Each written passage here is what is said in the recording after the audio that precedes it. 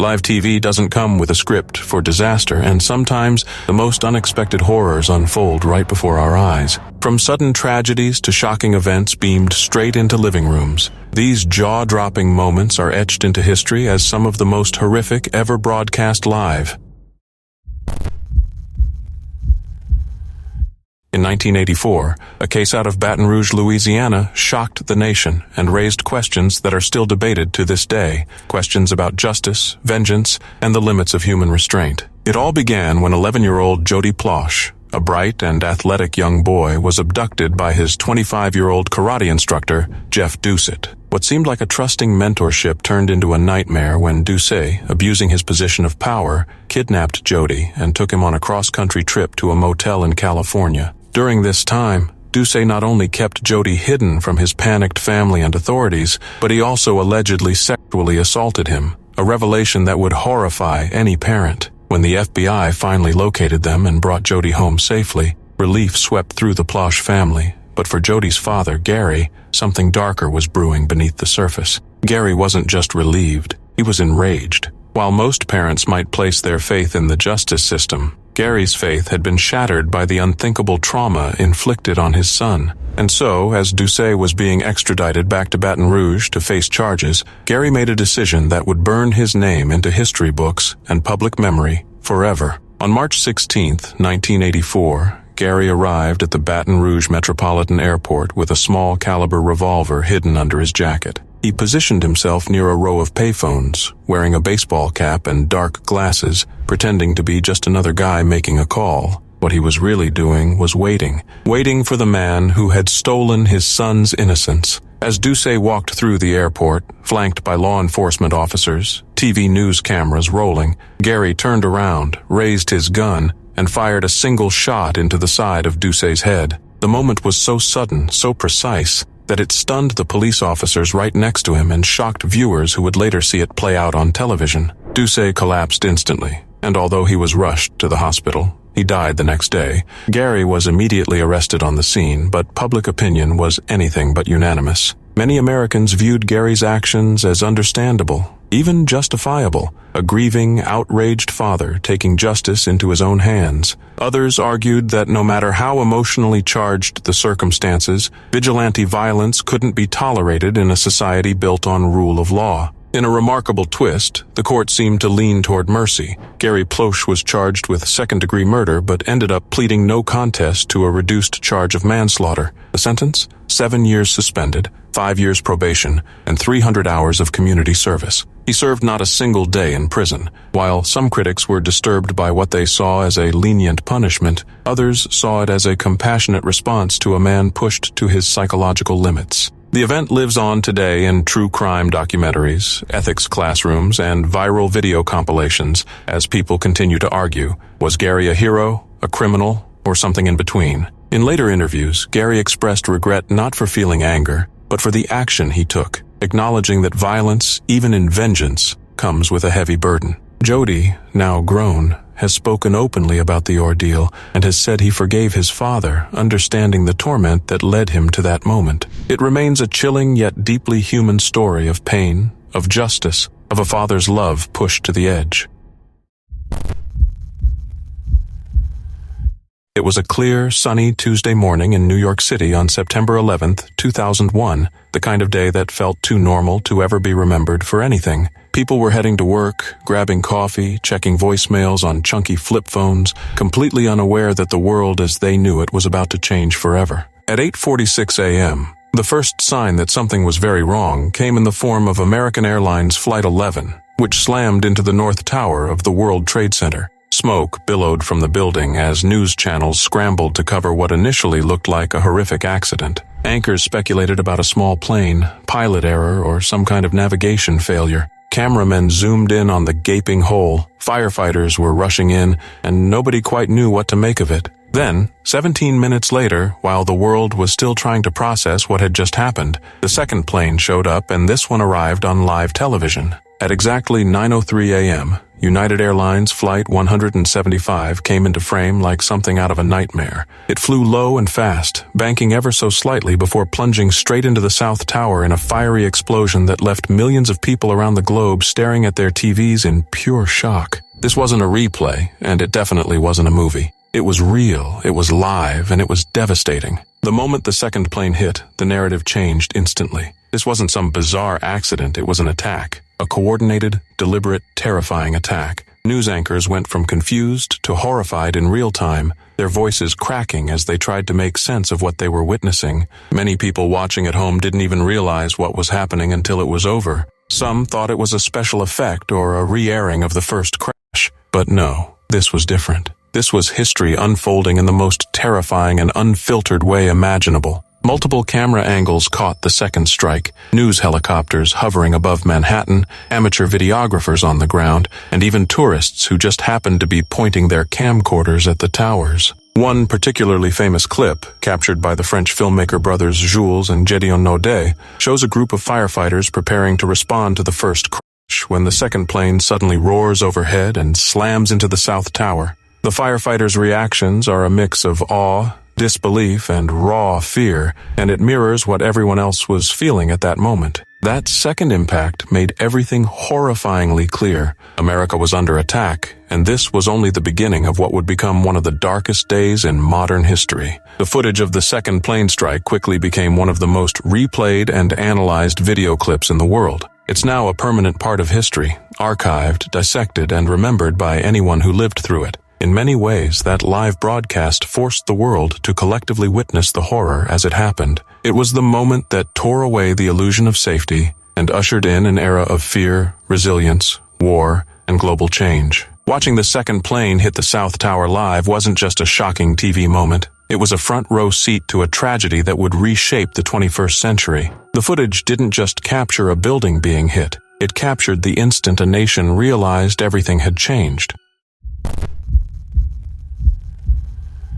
On January 2, 2023, during a nationally televised Monday Night Football game between the Buffalo Bills and the Cincinnati Bengals, a horrifying moment unfolded that stunned millions of viewers and shook the entire sports world. Demar Hamlin, a 24-year-old safety for the Buffalo Bills, collapsed suddenly on the field after executing what initially appeared to be a routine tackle. In the first quarter of the game, Hamlin tackled Bengals wide receiver T. Higgins, rose to his feet briefly, and then abruptly fell backward onto the turf, unresponsive. What followed was one of the most distressing scenes ever broadcast during a live sporting event. Medical personnel rushed onto the field within seconds. It became clear this was no ordinary injury. Hamlin had suffered cardiac arrest. First responders administered CPR on the field for nearly 10 minutes, and an automated external defibrillator, AED, was used to restart his heart. Players from both teams formed a solemn circle around Hamlin, many of them kneeling in prayer or openly weeping, unable to hold back emotion as their teammate and opponent fought for his life right in front of them. The gravity of the situation was felt not only by those in the stadium, but by the millions watching at home. The ESPN broadcast, caught in a moment with no precedent, shifted into solemn silence and careful updates. Commentators, clearly shaken, did their best to communicate facts without adding to the panic. What had been a normal football game had instantly turned into a life-and-death emergency broadcast live across the world. The NFL made the decision to suspend and ultimately cancel the game, a rare move, especially in such a high-stakes, late-season matchup. But at that moment, football no longer mattered. Hamlin was transported by ambulance to the University of Cincinnati Medical Center, where he was listed in critical condition and placed on a ventilator. The diagnosis was later revealed to be commotio cordis, a rare and often deadly condition where a sudden blow to the chest during a critical window in the heart's rhythm causes it to stop. The odds of surviving such an event are slim, especially without immediate response. But thanks to the quick action of medical personnel, the presence of emergency equipment, and proper training, Demar Hamlin's life was saved. Over the next few days, updates on Hamlin's condition were closely followed across the country. Messages of support flooded in from fellow athletes, celebrities, fans, and even political leaders. His toy drive charity, originally created with a modest goal, raised millions of dollars almost overnight as people sought some way to show support. By January 11th, just 9 days later, Hamlin was discharged from the hospital and began his journey toward recovery. his story didn't end there. Hamlin made a remarkable recovery and, in a turn that many deemed miraculous, returned to the NFL field later that same year. More than just a football player, he became a symbol of hope, resilience, and the importance of emergency preparedness in sports. He partnered with the American Heart Association, campaigned for wider access to CPR training, and spoke openly about his experience to raise awareness about cardiac health. The incident sparked a national conversation about player safety and emergency medical response, not just in professional sports, but at all levels of competition. It served as a stark reminder that behind every jersey is a human life, and that split-second decisions and proper medical support can make the difference between tragedy and survival. Damar Hamlin's collapse was one of the most terrifying moments in recent sports history, but it ultimately became a story of survival, unity, and the power of quick action and collective care. It was an ordinary Tuesday afternoon in Guayaquil, Ecuador, when the unexpected unfolded on live television. Viewers tuned in to TC television expecting regular news coverage, only to witness a chilling reality play out before their eyes. Around 2 p.m., a group of 13 masked and heavily armed men stormed the live broadcast studio. They carried guns, grenades, and even dynamite, creating a terrifying scene of chaos and fear. The staff were forced to the floor, and the intruders demanded airtime to issue threatening messages. The broadcast continued briefly, capturing the tension as one cameraman was shot in the leg and another suffered a broken arm. This was not a performance or a prank. It was a calculated act of aggression that exposed the growing boldness of criminal groups in the country. Viewers watched in disbelief as what should have been an afternoon news segment turned into a hostage crisis broadcast to thousands across the nation. It marked a turning point not just in Ecuador's media history, but in the broader struggle the country was facing with organized crime and escalating violence. Authorities acted swiftly. Within approximately 20 to 40 minutes, tactical police units and military forces stormed the studio in a high-stakes rescue operation. Hostages were freed and all 13 assailants were taken into custody. The intervention was swift and decisive, bringing the dangerous situation to an end without further loss of life, yet the message had already been sent. The incident was more than a violent act. It was symbolic. It showed how far criminal organizations were willing to go to instill fear and exert control, even over national broadcasts. Ecuador had already been grappling with rising violence, sparked by the recent escape of Adolfo Fito Macias, a notorious gang leader linked to drug trafficking and prison riots. This televised siege added fuel to a growing fire. The government responded by declaring a nationwide state of emergency. President Daniel Noboa also labeled 22 criminal gangs as terrorist groups and authorized military action against them. This marked a shift in the country's approach to combating organized crime, moving toward a more aggressive and militarized response to a crisis that had long been brewing beneath the surface.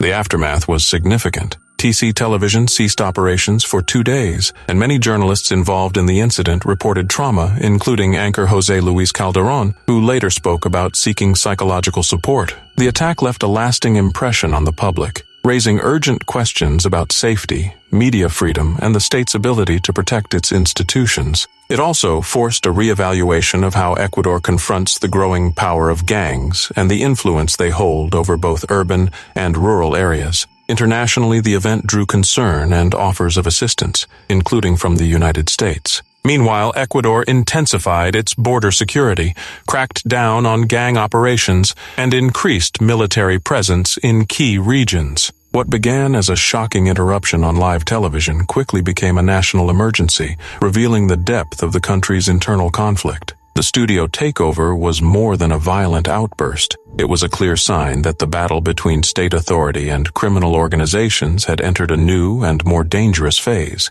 And for the people of Ecuador, it served as both a wake-up call and a chilling reminder of the stakes involved in reclaiming public safety.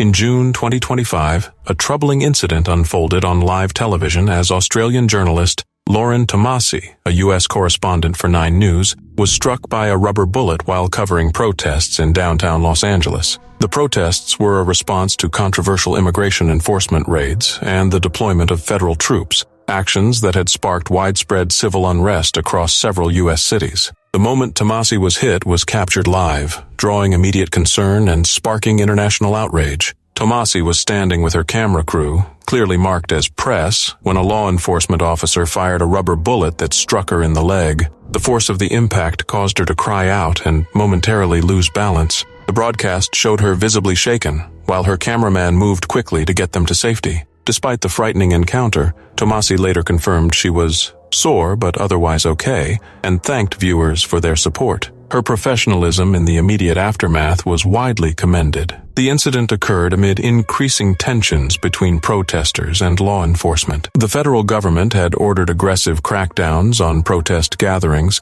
deploying not only LAPD officers but also members of the National Guard and Marines, a move criticized by civil rights advocates and political opponents alike. Reports from the scene indicated that journalists and peaceful demonstrators were caught in the crossfire of escalating crowd control tactics that included rubber bullets, tear gas, and baton charges. Australia's response was swift. Prime Minister Anthony Albanese described the footage as horrific and expressed deep concern over the safety of Australian citizens abroad, especially journalists performing their duties. He emphasized that Tomasi had been clearly identifiable as a member of the media, holding a microphone and reporting live on air. Albanese confirmed that the Australian government raised the matter with U.S. officials and was monitoring developments closely. He reiterated Australia's stance on protecting press freedom, calling for accountability and transparency in how crowd control tactics are implemented. The incident also prompted a response from 9 News Australia, which condemned the attack on its journalist and stated it would fully cooperate with any investigations. The network's CEO, Matt Stanton,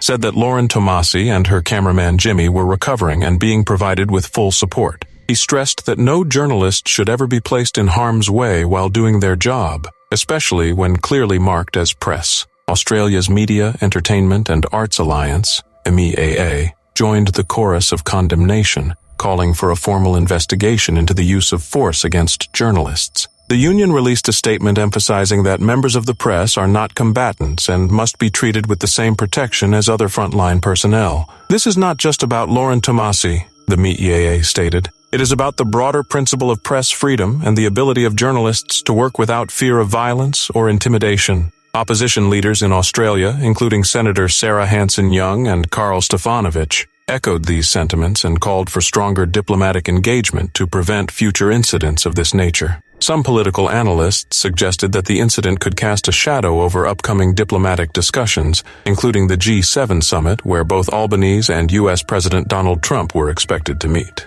As of now, the LAPD has launched an internal investigation into the circumstances that led to Tomasi being shot. The department acknowledged public concern and stated that it would examine body cam footage and tactical decisions made during the protest. While Lauren Tomasi has resumed her duties, the episode has reignited debate over the use of non-lethal weapons in protest management and the ongoing risks faced by journalists reporting from conflict zones, even in democratic nations. This incident stands as a stark reminder of the dangers frontline reporters face and the critical importance of protecting journalistic freedom in volatile situations.